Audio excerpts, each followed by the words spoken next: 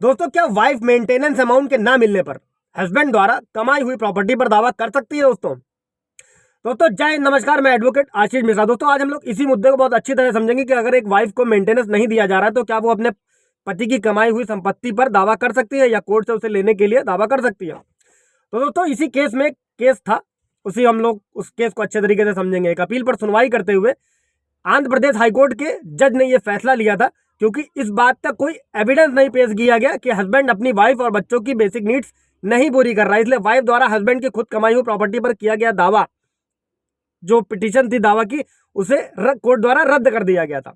क्या था दोस्तों इस केस में, इसको पूरी तरीके से समझेंगे। दोस्तों इस केस में पत्नी ने अपने हस्बैंड से मेंटेनेंस के रूप में 6,000 रुपए हर महीने की मांग की थी और साथ ही अपने अपने और अपने बच्चों के जो है फ्यूचर मेंटेनेंस के लिए हस्बैंड की सेल्फ अर्न प्रॉपर्टी के लिए भी दावा किया था। दोस्तों चूंकि उसका हस्बैंड शराब और जुए का आदी था और उसे बच्चों का फ्यूचर पर ध्यान नहीं दे रहा था, इस वजह से पत्नी ने पति की सेल्फ अर्न प्रॉपर्टी पर दावा किया था। दोस्तों लोअर कोर्ट ने इस केस को खारिज कर दिया था क्योंकि वाइफ द्वारा किए गए दावे को साबित करने के लिए उसके पास किसी भी तरीके के कोई सबूत नहीं थे और लोअर कोर्ट के फैसले के अगेंस्ट वाइफ ने आंध्र प्रदेश हाईकोर्ट में अपील की थी लोअर कोर्ट के बाद में। और हाईकोर्ट ने जो फैक्ट थे उनको एग्जामिन करने के बाद पाया कि इस बात का कोई सबूत नहीं कि हस्बैंड अपनी वाइफ और बच्चों का मेंटेनेंस प्रदान करने में या प्रदान नहीं कर रहा है। और दोस्तों इस पर विचार करते हुए हाईकोर्ट ने अपना फैसला सुनाया था कि मेंटेनेंस के लिए किया गया कोई भी दावा एक्सेप्ट नहीं किया जा सकता क्योंकि वाइफ इस बात का सबूत नहीं दे पाई है कि उसका हस्बैंड उसकी और बच्चों की मेंटेनेंस प्रॉपरली नहीं कर रहा और इसी के चलते मेंटेनेंस की जगह वाइफ अपने हस्बैंड की खुद कमाई हुई प्रॉपर्टी पर किसी भी प्रकार से दावा नहीं कर सकती है। अब समझेंगे दोस्तों कि वाइफ कब अपने हस्बैंड से मेंटेनेंस का दावा कर सकती है। दोस्तों मेंटेनेंस एक ऐसी आर्थिक सहायता होती है जो हस्बैंड द्वारा वाइफ को उनका डाइवोर्स होने के बाद दी जाती है। हालांकि मेंटेनेंस शब्द एक बहुत गहरा और बड़ा अर्थ है क्योंकि Hindu adoption act maintenance act 1956 के सेक्शन 3B के तहत वाइफ, बच्चों, पेरेंट्स के साथ साथ हस्बैंड द्वारा भी मेंटेनेंस का दावा किया जा सकता है। और इस एक्ट के तहत मेंटेनेंस का मतलब खाना, कपड़े, घर, शिक्षा, चिकित्सा और बाकी सारी चीजें शामिल होती हैं दोस्तों। और महिलाओं के मेंटेनेंस का दावा करने का अधिकार चाहे वो मैरिड हो चाहे वो डाइवोर्सी हो बराबर रहता है दोस्तों। अब क्या क्या है उसको आगे समझ। अब दोस्तों मेंटेनेंस होता है इंतरिम और परमानेंट मेंटेनेंस, इसको भी समझते हैं दोस्तों। मेरे एक व्यूअर्स का सवाल था कि प्रॉपर्टी पे कैसे क्या होगा, उसी पे ये वीडियो है दोस्तों। हिंदू मैरिज एक्ट 1955 के तहत दो तरीके के मेंटेनेंस होते हैं, अंतरिम और परमानेंट। सेक्शन 24 के तहत कोर्ट द्वारा हस्बैंड या वाइफ को जो भी केस की कार्यवाही रहती है, मतलब जब केस शुरू होता है तभी से मेंटेनेंस बांध दिया जाता है, इसको अंतरिम मेंटेनेंस बोलते हैं दोस्तों।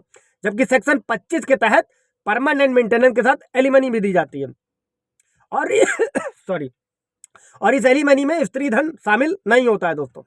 मेंटेनेंस जो होता है दोस्तों वो हमेशा हस्बैंड की आर्थिक स्थिति, उसकी देनदारियों, जिम्मेदारियों, वाइफ की इनकम और इसी से रिलेटेड अन्य फैक्ट्स के अनुसार ही तय की जाती है दोस्तों। अच्छा अब क्या हो कि अगर वाइफ कमा रही हो, इस पर सुप्रीम कोर्ट के एक जजमेंट और भी आया था कि अगर पत्नी पढ़ी लिखी है तो वो खुद अगर कमा सकती है तो उसे घर पर बैठना नहीं चाहिए, उसे कुछ ना कुछ काम करना चाहिए। खर्चों का बोझ सिर्फ और सिर्फ पति पर नहीं डाला जा सकता है दोस्तों।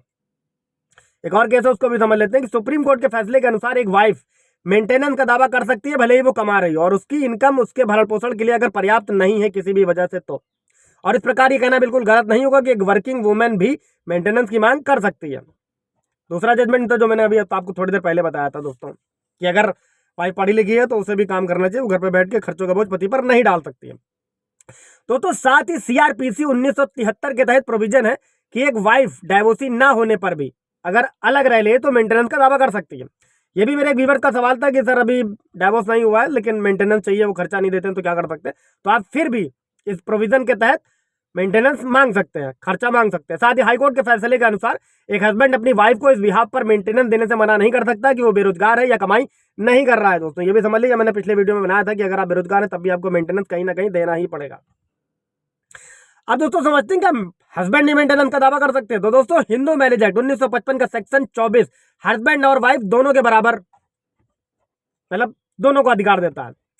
इस तरह अगर दोस्तों अगर हस्बैंड खुद को फाइनेंशियली सपोर्ट नहीं कर पा रहा और वाइफ हस्बैंड से ज्यादा कमा रही है और आर्थिक रूप से अच्छी तरह से संपन्न है तो हस्बैंड भी मेंटेनेंस का दावा कर सकता है दोस्तों। ये भी मेरे एक व्यूअर का सवाल था, इसलिए मैंने कहा कि बताता चलता हूँ कि हस्बैंड भी दावा कर सकता है अगर वाइफ उससे अच्छा कमा रही है, ज्यादा कमा रही है तो कोई सवाल जवाब होगा तो जरूर पूछिएगा, मैं उसके ऊपर एक वीडियो द्वारा इन्फॉर्मेशन देना चाहूंगा।